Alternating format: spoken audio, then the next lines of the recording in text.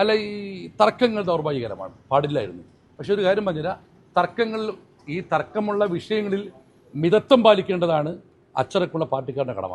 തർക്കം ഉണ്ടാക്കുന്നത് തർക്കമല്ല വിഷയം, തർക്കമുണ്ടാക്കുന്നതാണ് വിഷയം. അതെല്ലാം പാർട്ടി തീരുമാനിക്കട്ടെ.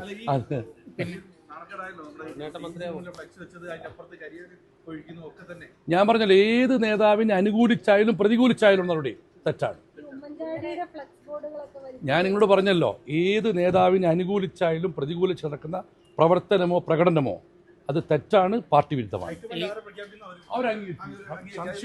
ആരെ പ്രഖ്യാപിച്ചാലും കോഴിക്കോട്ടെ കോൺഗ്രസ് പെട്ടെന്നുണ്ടാവില്ല, വളരെ പെട്ടെന്ന്. ഞാൻ ചോദിക്കട്ടെ, നിങ്ങളെന്താ കഴിഞ്ഞ തവണ റിസൾട്ട് വന്ന് എത്ര ദിവസം കഴിഞ്ഞാൽ പിണറായി സത്യം ചെയ്തത്?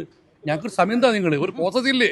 ആ പ്രോസസ് പൂർത്തീകരിക്കട്ടെ. നിങ്ങളെയാണോ പെൺകുട്ടി ഫോൺ വിളിച്ച് വീഡിയോ സപ്പോർട്ട് ചെയ്യണം? അങ്ങനെ പലരും വിളിക്കുന്നുണ്ട്, പലരും പറഞ്ഞിട്ട് ഞാൻ സംസാരിക്കുന്നുണ്ട്. ഏതെല്ലാം അനോണിമസ് കോൾ വരുന്നുണ്ട്, ചിലർ വിളിക്കാൻ നിന്ന് കൊടുക്കുന്നുണ്ട്, അത്ര തന്നെ. എല്ലാവരും വീഡിയോസ് ആവശ്യപ്പെടുന്നത്. അല്ല, അത് ഞാൻ എല്ലാ ഘടകങ്ങളും അതെ ഞാൻ പറഞ്ഞു. കോൺഗ്രസ് ഹൈക്കമാൻഡ് പ്രഖ്യാപിക്കുന്ന ആരെയാണോ അവരെ ശിരസാ വഹിക്കും കോഴിക്കോട്ടെ കോൺഗ്രസ്.